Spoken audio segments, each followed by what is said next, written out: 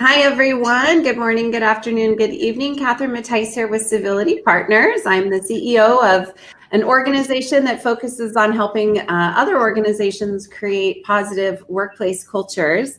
And today I have a fellow HR disruptor and transformational HR guru, Perry Timms. And just a little bit about Perry. He's the founder and chief energy officer of PTHR.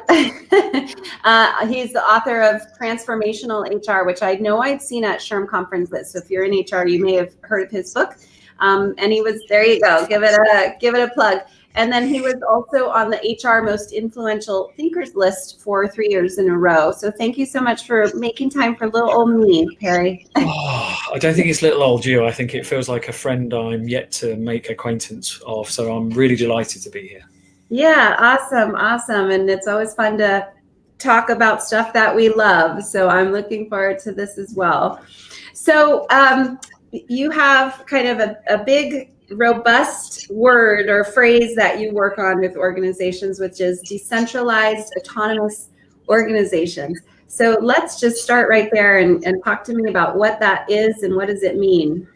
Sure. Happy to. So it does sometimes get called DAO, D-A-O. But yeah, I've been fascinated by the still lasting effect of industrial kind of hierarchies and layers of management and very top-down autocratic ways of working. And I discovered some alternatives probably about 15 years ago, actually, where people had created very alternative approaches where it was much about the dispersal of power. And it was almost counterintuitive, but it felt so right, because it was almost like we've got these people willing to give their hearts and souls, and we box them in and we contain them, and yet this seemed to liberate them and free them for all sorts of creative and positive and performance-led endeavors.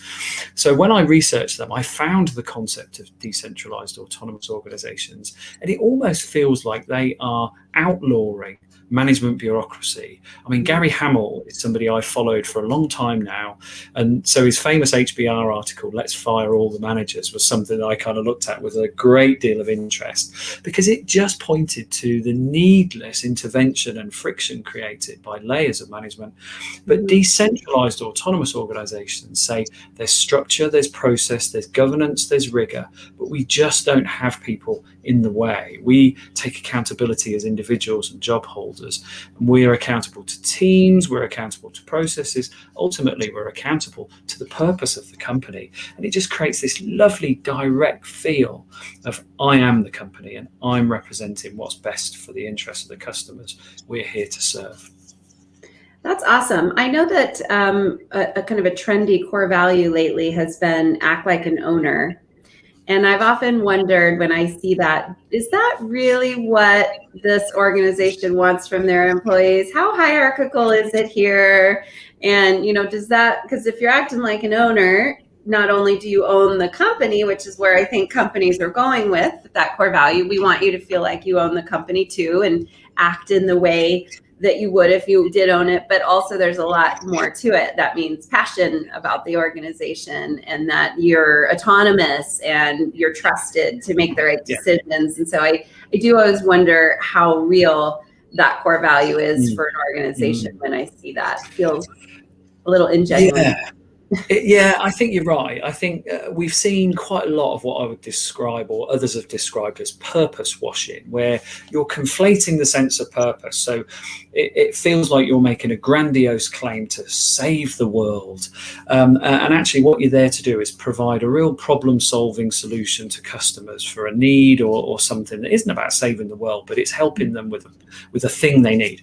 So I think there's definitely something in the way that we've exaggerated it at times. But in the UK, there is an organisation called the Employee Ownership Association, and they're seeing huge growth in companies where perhaps the founder, instead of going public or continuing to own the shares, is actually inviting employees to become a co-owner properly, legally. And so that involves equitable distribution of company profit, a say in the company's direction. And there are lots of institutions like cooperatives that have been doing this for a long time. And there's a huge huge one in Spain that's a conglomerate called Mondragon, and people there feel like they own the company. So they report really low levels of malevolence and mischief and misdemeanor. And there are people who genuinely say, this is my company, so I'm going to look after it. And you probably know Bob Chapman's principle that Barry Wayman, which is about the company being a family. You're gifted other people's relatives. And I think there's something in the ownership thing that it feels more like a family aggregated ownership based principle. So I think people have to be really serious if they commit to it. And it isn't rhetorical. You either give them proper shares and voting rights, or it's just a kind of slightly vague principle. Yeah, I'm going to borrow that from you, that you're gifted relatives in the workplace. I'm definitely going to steal that, if that's all right. That's a great way to put it. So I'm just thinking about all the CEOs and leaders out there who might be thinking, sure, Perry, I hear you, but that doesn't seem realistic. What would you say to them? So I think there are levels of ownership, shall we say, that you can go to. You don't have to go from I own all the stock or it's a shareholder entity to suddenly flipping it so that employees own it. I think there's something about accountability for their part of the enterprise, right? And I use the word enterprise very deliberately because we've got businesses and non-profits and so on. We've got all sorts of terminology for it. But if you say enterprise, it just feels a little bit more dynamic. So you can say to people, your corner of the enterprise is what you own.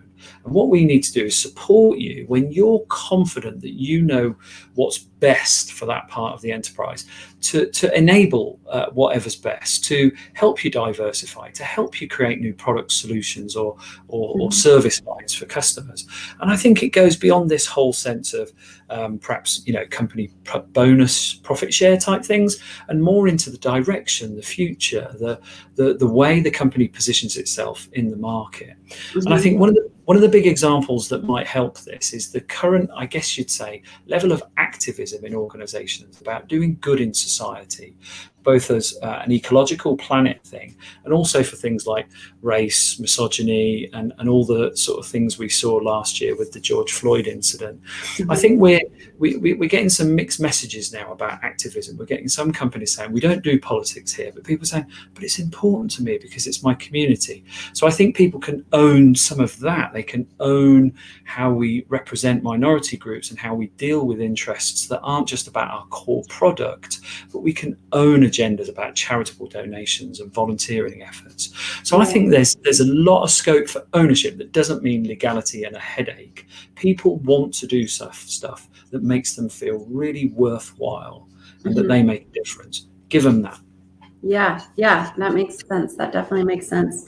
So how can HR get involved in creating, this ownership for employees and creating an agile organization, which is some of what I hear you talking about? Yeah, I talk about this a lot because self-management and decentralized organizations, there is a step towards it, which is simply that you get less bureaucratic, you get less hierarchical and cascade top down, and you are middle out, bottom up, diagonal, however you want to talk about it. And I think HR's got an opportunity to think that we as a function could operate like that. HR has reach across the whole organization in every nook and cranny, at every level, about every conceivable issue, because it's all to do with people. So therefore, I worry why we box ourselves into, say, 3 pillars or into little tiny units like Comp and Ben and stuff. And it's like, I get the speciality, but in order to facilitate great Comp and Ben, you need to know what Comp and Ben matters to people in different disciplines. So sales targets are one form of Comp and Ben, but customer satisfaction is another one. New market innovation is another. So I think there's something about how we can break out of our own silos and start to become much more fluid and responsive, and actually we flow to where the work and the need is. And if that means we bring a reward specialist and a data analyst and a learning professional, because the challenge in a particular part of the business needs all 3, it doesn't matter where you're anchored in HR, just go there and be the people representative, build a great system, listen and co-create. And I think we can model that agility that the rest of the business world will go, They're nimble, they're adaptive, they're inventive. We want some of that. So they'll get out of their own hierarchical boxes too, I think. So we start by breaking those boundaries and silos, but we've got to want to do that and see where we can create the value chain, not just the verticals that exist within the function. Wow, you're saying a lot of things I think I maybe knew intuitively. I'm having aha moments like, wow, you're verbalizing things that, yeah, I think I knew that stuff, but you're right. That's great. Yes, HR has to be able to go wherever they're needed and to be agile about it. And instead, HR tends to have the naysayer reputation and I've always felt that the HR people who are too focused on compliance actually harm the culture because they're not nimble. It's all about the rules, and that's not really what HR's job is. Exactly. That's not what you're supposed to be doing. No. I've seen a lot of research lately, Catherine, that's talked about hierarchies and very sort of static entities like you're talking about are good at a time of stability and certainty. But we know that is not how the world works, even pre-COVID, but certainly mid and perhaps hopefully post-COVID.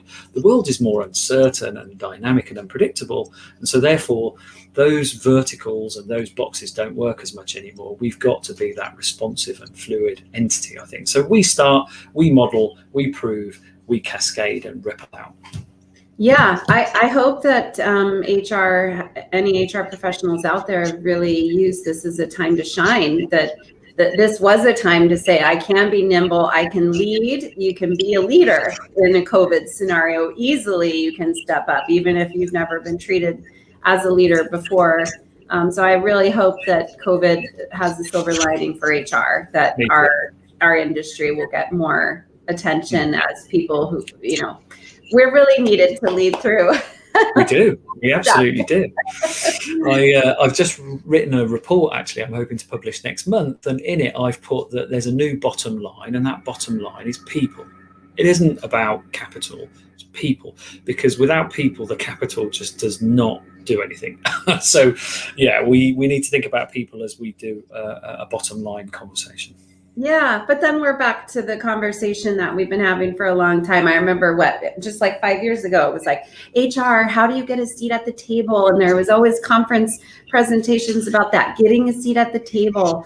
And so I think I agree with you. I do agree with you, but I think HR still has a big uphill battle around convincing leaders. I mean, even in my own work, I can say all I want that turnover has a cost and bullying has a cost, and people unhappy and distracted has a cost. But because my number is something that can be plugged into a P&L, it's a whole different, it's hard for leaders to comprehend those abstract costs that are there. It is. You're absolutely right. Yeah. And the fact that it is abstract, I think it probably will always be abstract because it's so variable depending on people's, agendas, moods and whatever. But I do think there's a part in HR that you'll know about that I think is really underplayed. And it's in the trilogy of organization design, organization development, and it's the organization effectiveness bit. I think we have that within our kind of jurisdiction, if you want, but we don't play it hard enough. We don't play it strongly enough. I think we can reclaim some of the performance metrics conversation and connect it to all those things you just said, because we're saying and again, research is out there, right? We've seen research out there that says positive culture, good care and compassion, better results, boom. Top quartile culture leads are also 60% more higher performing than mid-quartile culture organizations. Right. Like the numbers stack. So we've got to get better at presenting it. Yes, for sure. So do you think that as a workforce around the world, especially coming out of COVID, maybe that the world is ready for this new way of work of pushing the power down and giving people this autonomy and decentralizing organizations? Mm-hmm. I think if we'd have had this conversation in October 2019, I'd have said a long way away. But I think the last 18 months have proven a lot to people about A, the power they have, and B, the nature of how work can get done on their terms rather than what is prescribed. So I think we've got, I would say, a sort of a stronger appetite and maybe a more responsive platform to start to have those conversations. My experience, though, Catherine, is sometimes you can frighten people when you say, we're going to take away all these things and it's down to you. And people suddenly go, whoa, hang on, I'm not the highest paid person anymore, and I've got to make the decision. I'm not really sure about that. So there's persuasion.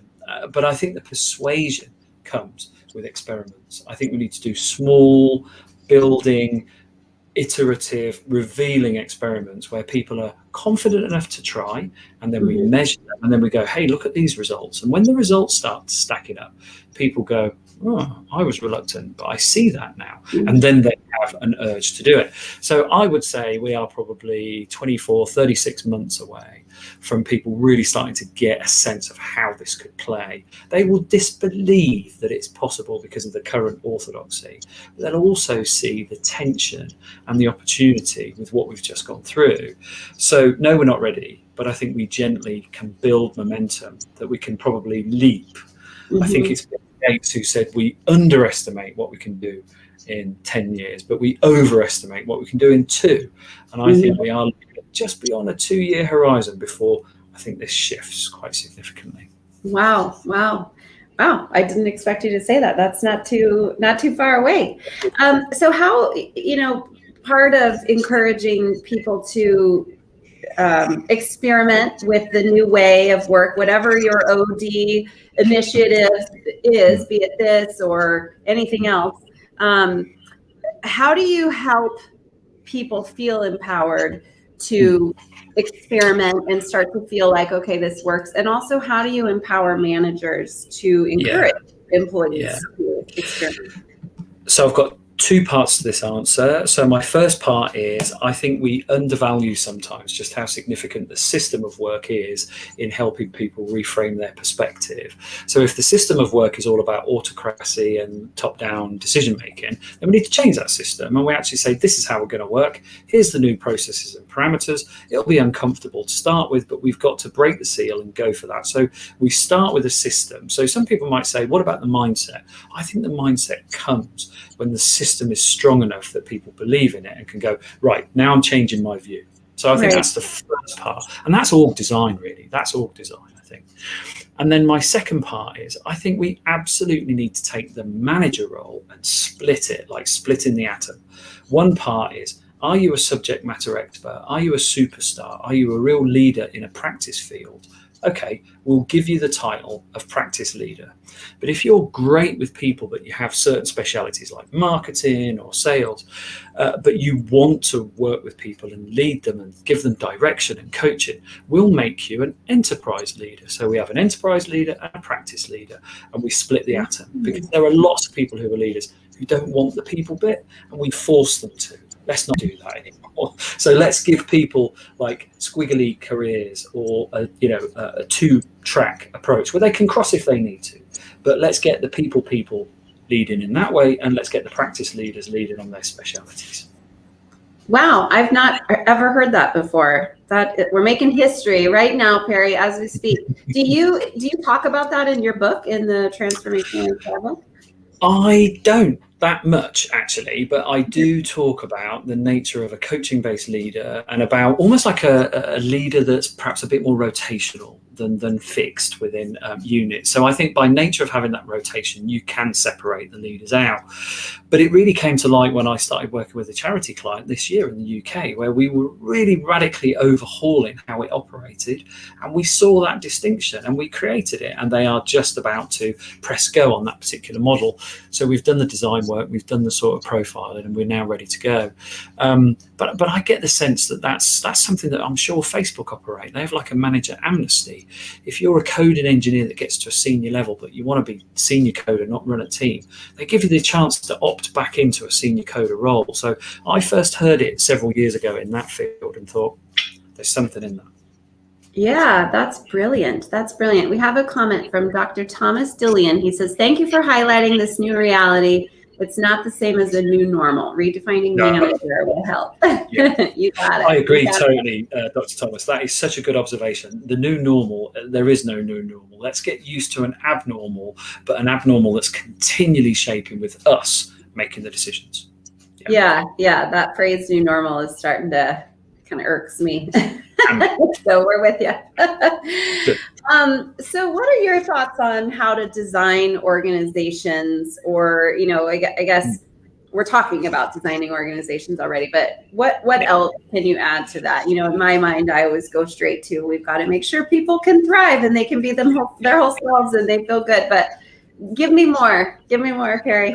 I do start from the same point. So I think our sort of magnetic north is very similar, Catherine.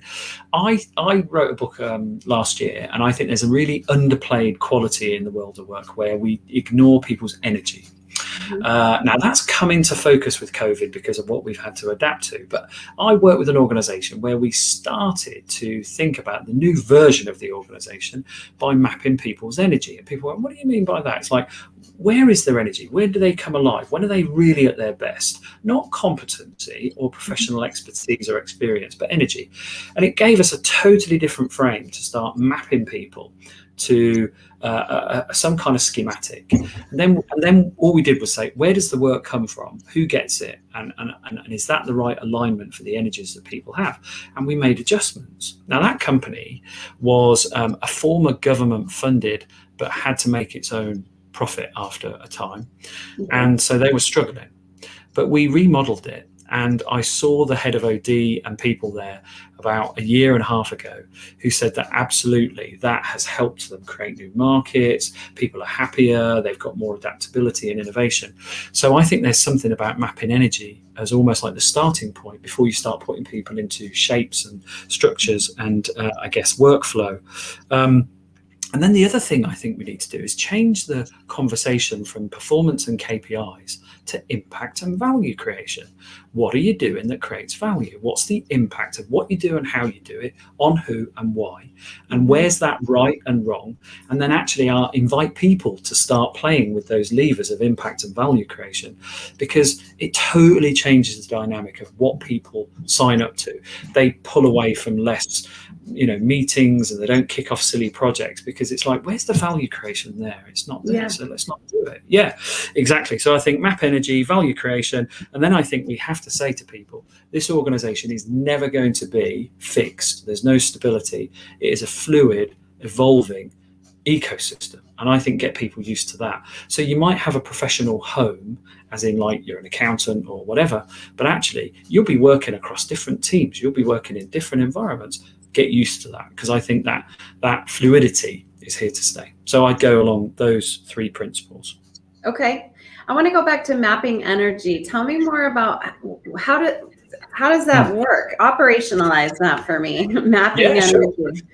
Yeah, so I'll give you some examples, actually. So in this organization, we had some very senior people who had super networks, and they knew everybody in their sector. They were well respected. They could create connections. They could galvanize support. They could conduct research, whatever it is. But they were also given project teams who had to come up with highly innovative solutions to prototype, test with the market. And they just weren't good at that. They weren't good at managing those people. They wanted reports. They wanted, Gantt charts and stuff like that. And these teams were going, but we don't want to work that way because we need to be iterative and emergent. So we separated them out because the energies for these people with the networks were outward facing. They were to create the connections and the links, not managing teams internally. And the teams internally felt they were completely de-energized by people who just didn't understand what they were there to do, create products and so on. So we looked at the energies that were being almost clashing and non-complementary and almost like short-circuiting. And we said, how do we create good flow across these? So the product teams would build a concept, would go to the leader who had the network to say, hey, take this out to this sector because you're the person who knows them, and we will give you the briefing and you go and test the product and come back with some feedback, and it just works so much better. So they kind of commissioned each other. So their energies were not to be controlled or to have to control people. They were much more about knowing exactly what you're there to do. So we uncovered the things that people were really de-energized by and said, how can we get rid of those? That's almost where we started. And then we asked people, what brings you to life? And they told us, and we said, we reckon we can get that in your role. And then we started to look at impact and value. So yeah, it starts with energy, then it links to process, and then it links to value. Wow, you're awesome. I am a fan. I'm so glad to have met you.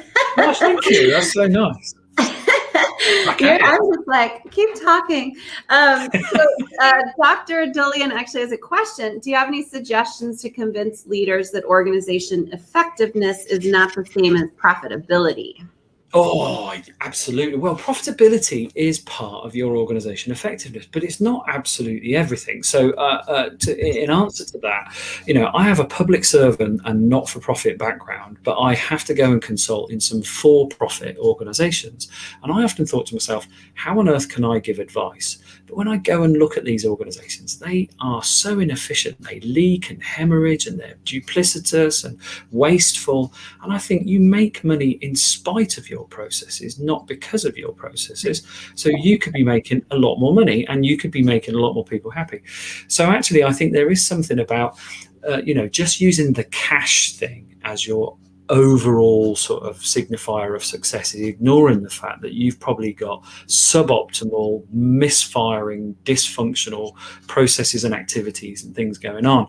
So the way to do that actually, and create different senses of what value contributes to that, is you give that back to the team. You give it to the enterprise and say, hey, we recognize that actually the way we onboard new customers is probably too slow and probably a bit complicated. What would you do to change it? Experiment, reveal. All of a sudden you can then look at the gains both in time and money and customer satisfaction there, and then you can create customer advocacy programs off the back of that. You can diversify where you reach people, because you'll get people who are closer to the work who enjoy it more to actually start to direct it.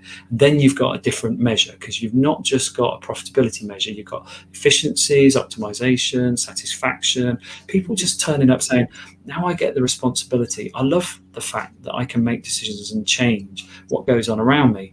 You know that story that says people leave bad managers? Yeah. I only believe part of that. I think people leave organizations because they can't influence changes around them that they want to see. Sometimes managers get in the way of that. Other times the process is stuck or the layers are too thick. So I think people leave because of that, not just because of a bad manager, but because they can't influence the changes around them that would give them a more fulfilling working experience in the way that you talk about a lot, Catherine. So yeah, that's where I'd go with that. I'd widen the field of value and impact to include a lot of things that ultimately lead to your profitability, but they're not just that direct line of sales and efficiency equals profit. More than that, it's much more than that. That makes sense. Hopefully we answered your question, and feel free to chime in where you want. I was thinking as you were talking, that statement, people leave bad managers, not organizations. That whole thing, I don't even know where that came from. It's one of those, they say, whoever they is.